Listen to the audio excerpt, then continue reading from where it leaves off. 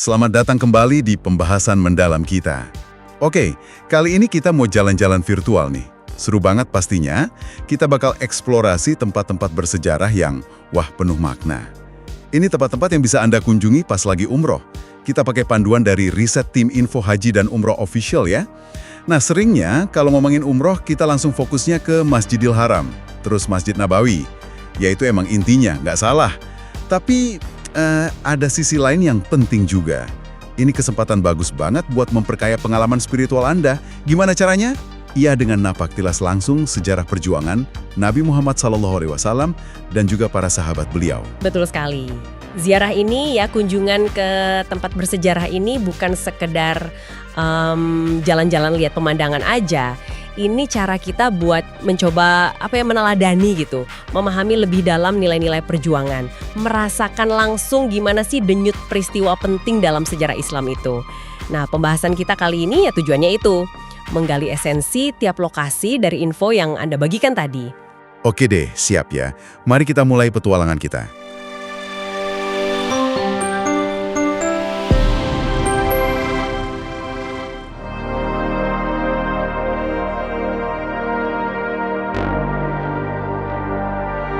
Ada 10 destinasi utama nih yang bakal kita kupas. Mulai dari masjid pertama banget dalam sejarah Islam, sampai ke bukit tempat wahyu pertama turun. Kita mulai dari Madinah dulu kali ya. Oke, yang pertama, Masjid Quba. Ini bukan masjid biasa loh, ini masjid pertama yang dibangun dalam sejarah Islam. Langsung dibangun sama Nabi Muhammad SAW pas beliau baru aja hijrah ke Madinah. Lokasinya juga dekat kok, sekitar 3 kilo aja dari Masjid Nabawi. Iya, dan keistimewaannya itu luar biasa. Dari riset Anda tadi disebutin kan, kalau sholat 2 rakaat di Masjid Quba, itu pahalanya setara sama 1 kali umroh. Nah, ini nunjukin betapa diberkahinya tempat ini dari awal banget peradaban Islam di Madinah. Jadi intinya Quba itu ada di momentum pendirian komunitas itu. Kalau dari arsitekturnya nih kelihatan banget ya dominan warna putih kayak lambang kesucian gitu. Terus ada fakta menarik nih dari risetnya.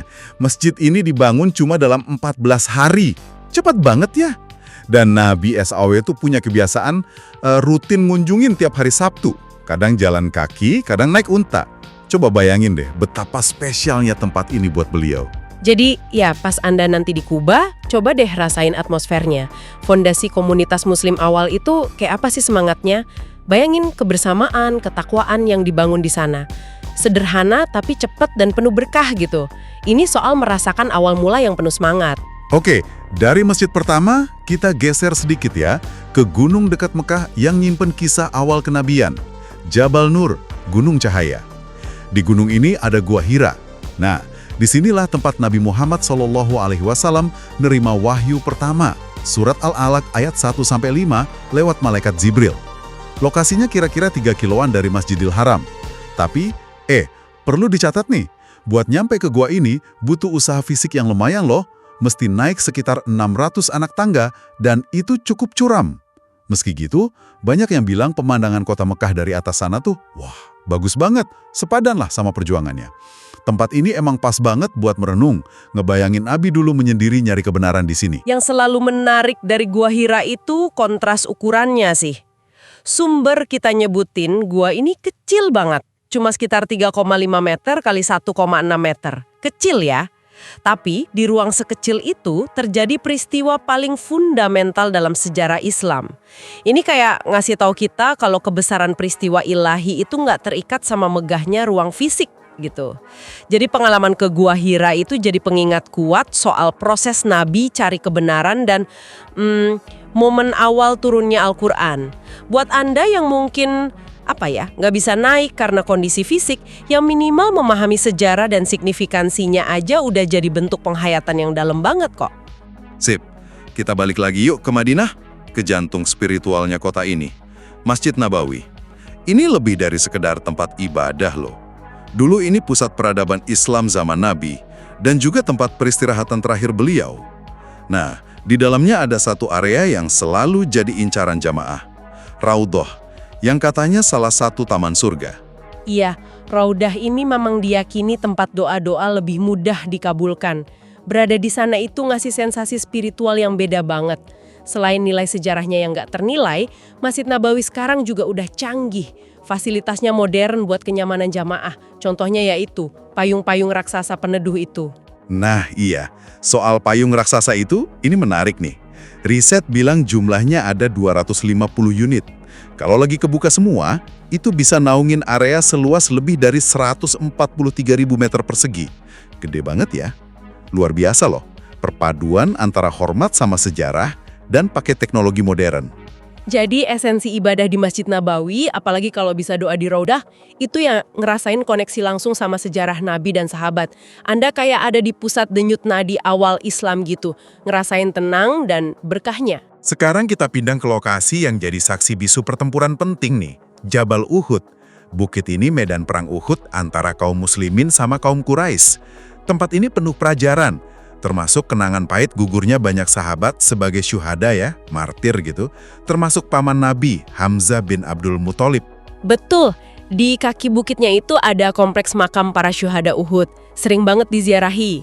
Jadi ke Uhud itu bukan cuma lihat pemandangan aja, tapi kesempatan buat merenung tentang pengorbanan, tentang keteguhan iman, terus juga pelajaran soal strategi dan akidat dari sebuah pilihan dalam perang. Ikatan Nabi sama Uhud ini personal banget loh. Ada hadisnya kan, Uhud adalah gunung yang mencintai kami dan kami mencintainya. Ini nunjukin hubungan emosional yang dalam.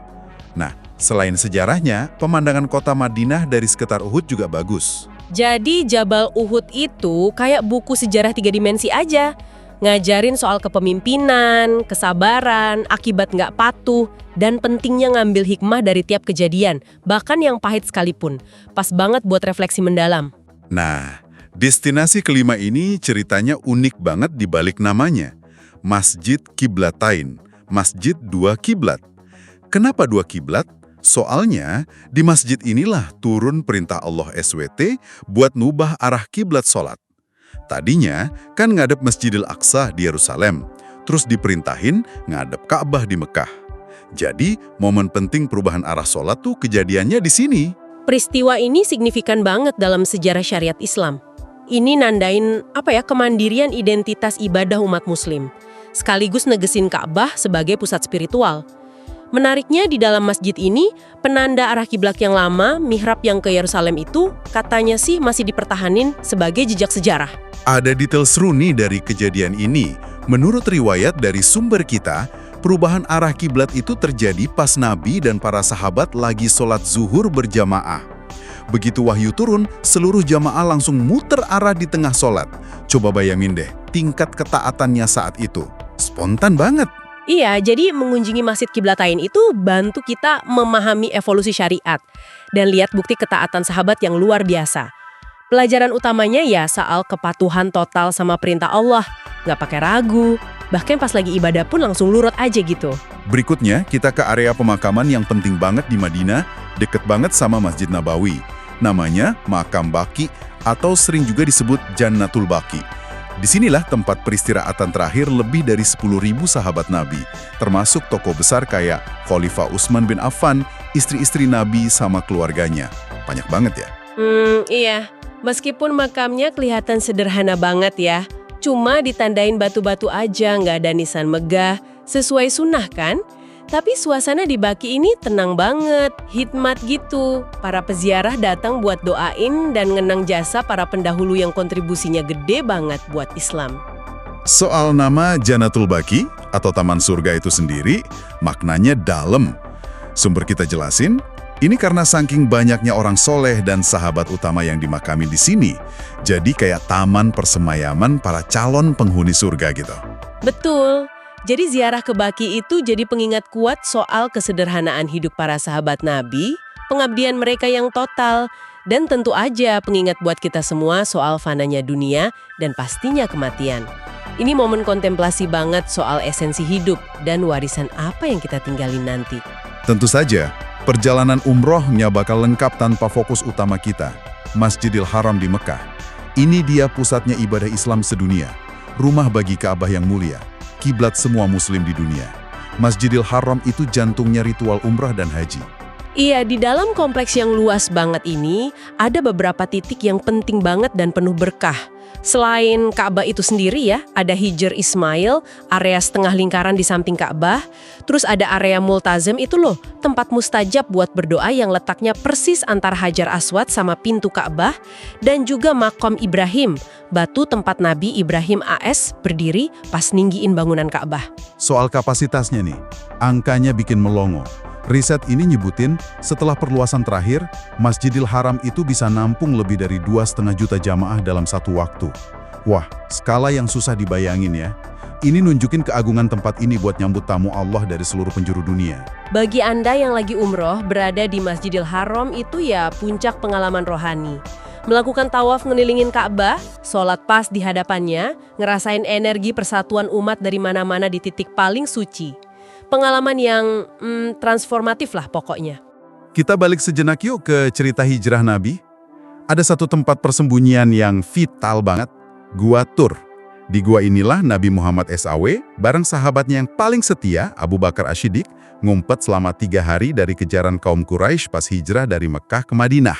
Nah, mirip Gua Hira, buat nyampe ke Gua Tur juga perlu usaha fisik, mesti naik bukit berbatu yang lumayan tinggi. Perjalanan ini kayak napak tilas kesulitan yang dihadapi Nabi sama Abu Bakar dulu. Pemandangan kota Mekah dari atas Bukit Tur juga ngasih perspektif sendiri sih. Disinilah terjadi salah satu mujizat perlindungan Allah yang paling ikonik. Sumber kita ceritain lagi soal sarang laba-laba sama sepasang burung merpati yang tiba-tiba ada di mulut gua. Keberadaan mereka itu nipu para pengejar, bikin mereka yakin gak ada orang di dalam. Kisah yang luar biasa banget soal pertolongan Allah di saat genting. Iya, jadi esensi ngunjungin Gua Tur itu lebih dari sekedar lihat lokasi fisiknya. Ini soal merenungkan dalamnya keyakinan, kuatnya persahabatan sejati kayak yang ditunjukkan Abu Bakar, sama keajaiban tawakal dan pertolongan Allah. Anda bisa coba rasain aura tegangnya, setianya, pasrahnya di sana. Oke, destinasi ke-9 ini perannya khusus buat ibadah haji ya, bukan umroh, yaitu Muzdalifah. Ini area terbuka luas antara Arafah sama Mina. Disinilah jamaah haji wajib nginep semalam atau mabit abis wukuf di Arafah. Terus juga tempat ngumpulin kerikil buat lempar jumroh. Betul, walaupun ritusnya spesifik buat haji sih, tapi ngunjungin Muzdalifah pas umroh bisa ngasih Anda gambaran soal salah satu tahapan haji yang penuh makna filosofis. Bisa ngebayangin jutaan orang nyatu dalam kesederhanaan di malam hari pas musim haji. Hamparan gitu aja. Ada satu aspek menarik nih soal mabit di Muzdalifah pas haji. Jamaah kan tidur gitu aja di alam terbuka. Atapnya langit, nggak pakai tenda. Ini simbol kuat banget soal kesetaraan semua manusia di hadapan Allah. Ngelepas semua atribut duniawi, ngelatih sabar sama pasrah. Jadi pelajaran dari Muzdalifah bahkan buat peziarah umroh, itu soal esensi kesederhanaan, kepasrahan diri sama persiapan mental spiritual buat ibadah. Ngasih inget kita kalau inti ibadah itu seringnya ada di penyerahan diri, bukan di mewahnya fasilitas. Akhirnya, kita sampai di destinasi ke-10. Jabal Rohmah, Bukit Kasih Sayang. Lokasinya di Padang Arafah. Tempat ini populer banget dan simbolis. Diyakini sebagai lokasi pertemuan kembali Nabi Adam AS sama Siti Hawa setelah pisah lama pas turun ke bumi. Simbol harapan, pengampunan, dan pertemuan banget. Iya, kisah pertemuan Adam dan Hawa itulah yang bikin banyak jamaah doa khusus di Jabal Rahmah. Terutama minta jodoh atau keharmonisan rumah tangga. Selain itu, pemandangan luas Padang Arafah dari puncak bukit ini juga ngasih perspektif unik. Apalagi kalau ngebayangin pas wukuf haji ya. Ciri khas yang paling gampang dikenali dari Jabal Rahmah ya tugu putih setinggi sekitar 8 meter di puncaknya itu. Udah jadi ikonnya Bukit Kasih Sayang ini deh. Jadi makna utama dari Jabal Rahmah itu kayak simbol harapan yang gak pernah putus, luasnya ampunan Allah, sama kekuatan takdir pertemuan. Ini tempat yang kuat buat manjatun doa, merenung soal makna kasih sayang dalam arti luas, dan ya memperbarui optimisme buat jalanin hidup. Nah, itu dia tadi 10 destinasi pilihan yang bisa nambah kekayaan perjalanan umrah Anda, berdasarkan riset yang kita ulas barusan. Jadi, ngunjungin tempat-tempat ini, sekali lagi ya, bukan sekedar tur biasa. Ini upaya buat memperdalam iman sama pemahaman kita soal sejarah besar Islam. Tiap lokasi punya cerita dan hikmahnya sendiri. Tepat sekali, pengalaman ziarah ini nyempurnain ibadah umroh, ngangkat dari sekadar ritual fisik jadi penghayatan spiritual dan intelektual yang lebih utuh gitu. Ini cara kita ngikat diri lebih kuat ke akar sejarah, ngerasain jejak langkah para nabi dan orang-orang soleh dulu. Oke deh, terima kasih banyak ya Anda udah nyimak pembahasan kita kali ini. Semoga ulasan ini ngasih inspirasi sama wawasan baru, mungkin buat Anda yang baru rencana umroh, atau yang mau mengenang lagi perjalanan umroh yang udah pernah. Sebagai penutup, mungkin ada satu pertanyaan nih yang bisa Anda bawa pulang buat direnungkan. Setelah dengar kaitan erat antara lokasi fisik, peristiwa sejarah, sama kedalaman iman di tempat-tempat tadi, gimana menurut Anda koneksi antara ruang, sejarah, dan spiritualitas ini bisa terus kita hidupkan relevansinya dalam kehidupan modern kita? Bahkan pas kita lagi jauh dari tanah suci itu sendiri. Sesuatu untuk dipikirkan lebih lanjut ya.